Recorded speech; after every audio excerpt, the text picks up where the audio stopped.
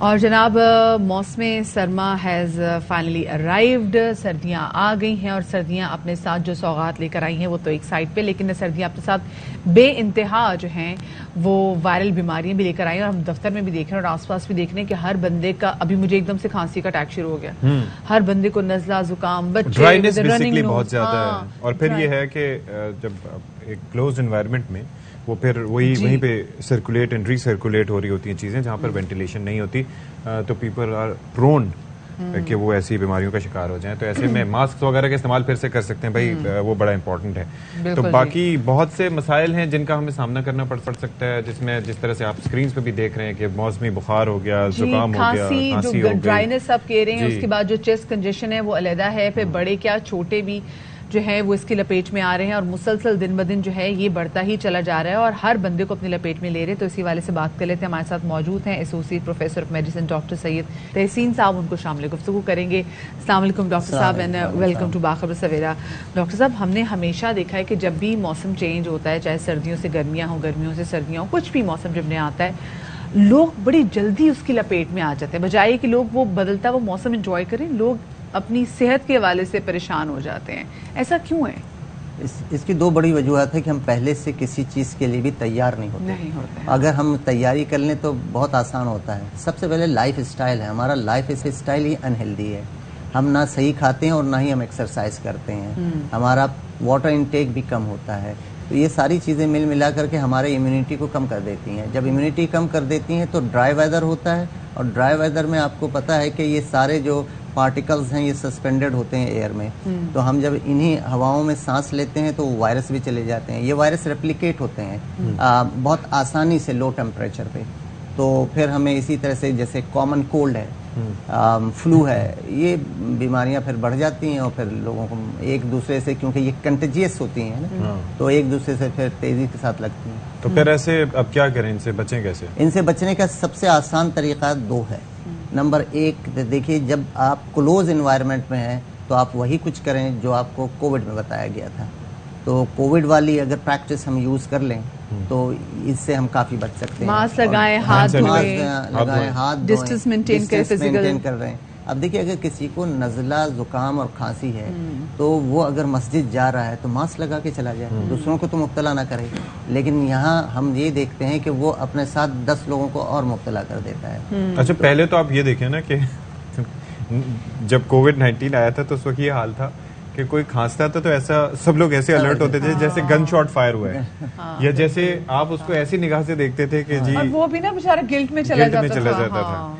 अब ये है कि आहिस्ता आहिस्ता हमें, मैं तो ये सोचता था कि उस 2 साल के अंदर ऐसा जो हमारे साथ हो गया, अब हम सारी जिंदगी मास्क वगैरह की, क्योंकि हमारा एयर क्वालिटी इंडेक्स देख लें कि जिसके अंदर ये जो सस्पेंडेड पार्टिकल जिनकी आप बात कर रहे हैं, PM 2.5 या इस तरह के जो हैं, ये they are lethal for our health. और एयर क्वालिटी इंडेक्स में हमारी रेटिंग्स देख लें कि हम कहाँ पर खड़े होते हैं। तो ये बड़ा एहतियात की जरूरत है इसमें। बिल्कुल, इसमें एहतियात की जरूरत है। और मैं कहता हूँ कि देखिए, आप नहीं लगा रहे हैं ना, जिनको जो बीमार है वो तो कर लें, वो कर लें। दूसरों को तो हम बचा सकते हैं। हम, मगर हमारे यहाँ ये जो है ना कि हम तो डूबे हैं सनम, तुझे भी ले दे। तो क्या करें, मुझे बताएं। क्योंकि देखिए, अगर हमें अगर नज़ला, जुकाम, खांसी होते हैं तो हम तो स्टीम ले लेते हैं, लेकिन छोटे बच्चे भी इसकी लपेट में आ रहे हैं। तो हम अपनी ग़िज़ाओं में जो है वो क्या तब्दीली करें और क्या कुछ खाना शुरू करें ताकि हमें गर्माइश भी मिले और वो वाकई वो कहते हैं टकोर हो जाए हमारे गले की भी और बॉडी की भी।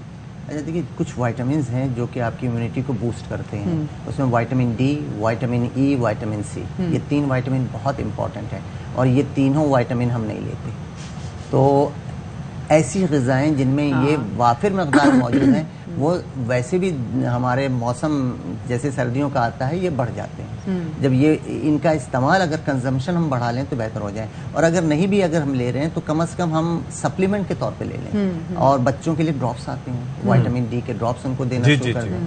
तो इस तरह से हम, विटामिन सी के ड्रॉप्स आते हैं, तो वो हम यूज कर सकते हैं। और वैसे इसके अलावा जो खाने पीने में, जैसे एक तो आपने बता दिया कि ऐसे फल खाएं जिनके अंदर विटामिन सी हो, सूप, जितने भी सिट्रस फ्रूट है ना, इनमें विटामिन सी है। हाँ। अब देखिए, कितने आप मार्केट में अवेलेबल हैं, आपके मौसमी है, नारंगी है, फ्रूटर आ जाएगा, किनू आ जाएगा, तो ये सारे अभी अच्छा वैसे अभी आने वाले हैं। अभी तो किन्नू तो आने वाला है ना, फिर तो इसको एंजॉय भी करेंगे। आया हुआ है और आपका वो जो ग्रेप फ्रूट है वो मौजूद है, उसमें विटामिन सी वाफिर मकदार में है, आपको ले सकते हैं। और ये जो यखनी सूप वगैरह इसका इस्तेमाल कितना करना चाहिए? देखिए यखनी और सूप जो है ना ये ट्रेडिशन है, बाज़ औक़ात ओवरडू कर जाते हैं। ये इसका इतना फायदा नहीं है।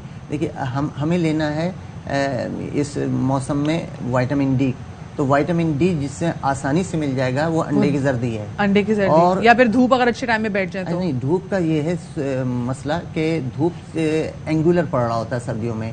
तो एंगुलर में होता ये है कि ओजोन रोक लेता है बीटा रेस को, तो जिसकी वजह से वो अर्थ पे आती नहीं है बीटा रेस, या आती है तो बहुत वीक है, तो जिसकी वजह से सर्दियों में इसका मतलब है डॉक्टर साहब जो मैं धूप में बैठी पे विटामिन डी नहीं, मैं वैसे खुद को जलाती रही हूँ। और सुबह की धूप में तो विटामिन डी वैसे नहीं मिलेगा आपको, आपको दोपहर की धूप में बैठना पड़ेगा, यानी मिड डे की। सुबह की धूप में विटामिन, सुबह की धूप होती है अच्छी नींद के लिए, कि इससे जो है ना मेलाटोनिन बनता है सुबह की धूप से, और जो 10 बजे के बाद की धूप और 3 बजे तक की धूप जो है इससे विटामिन डी हम हासिल कर सकते हैं, बशर्ते कि ये परपेंडिकुलर पड़ रही हो शुआएं, क्योंकि जो एंगुलर पड़ती हैं उसको ओजोन रोक लेता है। आपको यहाँ पर छत पे हमने भेज के दरवाजा लॉक कर लेना है और 3 बजे वहां से उतारना है, फिर उसके बाद जो भी जली भुनी हुई आप मिलेंगी वो आपकी इतनी जवाब, उसके बाद तो मैं आपको दफ्तर के हर कोने में गुजरती हुई दिखाई दूंगी हर एक को, फिर आप सब लोगों से बात है। अच्छा फिर डॉक्टर साहब ठीक है, तो आपने बता दिया कि ठीक है विटामिन सी, डी और आपने कहा ई का भी जो है इंटेक वो बहुत ज्यादा जरूरी है। किन्नू का बता दिया, चैलेंज किन्नू तो विटामिन सी से भरपूर है, लेकिन उस पर भी एक क्वांटिटी जो हमें खानी है। लोग ऐसा करते हैं 3-3 4-4 किन्नू। जूसेस नहीं पीने हैं, हाँ जूसेस अनहेल्दी हैं, जूसेस अनहेल्दी हैं क्योंकि पल्प हम निकाल के फेंक देते हैं, सारा फाइबर निकाल देते हैं, न्यूट्रिशन उसमें से निकल जाता है, जस्ट फ्रक्टोज रह जाता है, और वो फ्रक्टोज एक्सेस मकदार में लेना हुआ है आपके शुगर को बढ़ा देगा। पर डॉक्टर साहब देखिए ये किन्नू वगैरह में भी तो शुगर तो होती है, तो हम अपने भी जो बड़े बुजुर्ग हैं उनको एक से ज्यादा तो दे ही नहीं सकते। इसके अलावा बड़े बुजुर्गों को और ऐसी क्या चीज़ है, क्योंकि वो देखें वो ऑलरेडी अगर किसी घर में कोई ऐसा बुजुर्ग हो जिनको ब्लड प्रेशर हो, शुगर हो, वो ऑलरेडी इसके साथ इतनी दवाइयाँ ले रहे होंगे, वो चिड़चिड़े हो जाते हैं, उनको क्या दे सकते हैं? सप्लीमेंट ऐड करना होगा ना, सप्लीमेंट ऐड, हाँ सप्लीमेंट ऐड करना होगा। विटामिन सी 500 to 1000 जो है ना हम मिलीग्राम अगर उनको दें तो इससे पूरा हो जाता है। इसी तरह विटामिन डी उनको सप्लीमेंट के तौर पे दें, और विटामिन ई की भी सप्लीमेंट्स आती हैं, तो मल्टी विटामिन्स यूज करना चाहिए ऐसे लोगों को। अच्छा दूसरा ये सप्लीमेंट्स की बात यह है कि इसकी एब्जॉर्प्शन आराम से हो जाती है, या कोई भी सप्लीमेंट आप उठा के दे दें? क्योंकि अच्छा लोगों के लिए चूज करना बहुत मुश्किल होता है। मार्केट में आपको जाएं तो आपको तरह तरह के होते हैं, और एक ही सप्लीमेंट 10 तरह के ब्रांड्स में आपको अवेलेबल होता है, तो how to choose a supplement? इसके लिए तो सबसे पहले ये है कि आप देख लीजिए कि जो अच्छी कंपनी है जिसका आपको पता है कि ये उनकी रेटिंग अच्छी है। अच्छी कंपनी क्या हमेशा महंगी होती है? जरूरी नहीं, मगर अक्सर अक्सर होती है। अच्छा जिल्द के भी बड़े मसले मसाइल हो जाते हैं, खुश्की क्योंकि इतनी हो जाती है, फिर ऊपर से लोग नहाते भी नहीं है कि हाय पानी ठंडा आ रहा है। नहीं तो नीम गर्म पानी से नहा लें, और नहाने के बाद मॉइस्चराइजिंग क्रीम लगा लें, क्योंकि देखिए ड्राइनेस तो होगी, और ड्राइनेस इस वजह से होगी कि आपकी ह्यूमिडिटी कम है, और इस ड्राइनेस को कम करने के लिए अगेन आपको फ्रूट का ज्यादा इस्तेमाल करना पड़ेगा, सब्जियों का ज्यादा इस्तेमाल करना पानी ज्यादा से पानी ज्यादा पीना है। हमारे यहाँ तो गर्मी में भी लोग पानी कम पीते हैं। देखिए पानी के लिए आपका क्वांटिटी नहीं बताई जाती, पानी के लिए बताया जाता है नहीं, प्यास से भी जो है ना, क्या अगर मैं भूल गया तो मुझे प्यास बुझ जाएगी मेरी। आपका यूरिन का colour, if urine colour is dark तो आपका मतलब है कि आप डिहाइड्रेटेड है। तो यूरिन का कलर स्लाइटली टिंज होना चाहिए, येलो टिंज। तो इतना पानी पिए कि यूरिन डार्क ना आए। सही सही, ठीक है। चलें जी, कुदरत के अपने तरीके हमें बताने के लिए कि क्या करना है, कैसे करना है। बहुत शुक्रिया professor of medicine doctor Syed Tehseen साहब, आप हमारे पास तशरीफ लाए।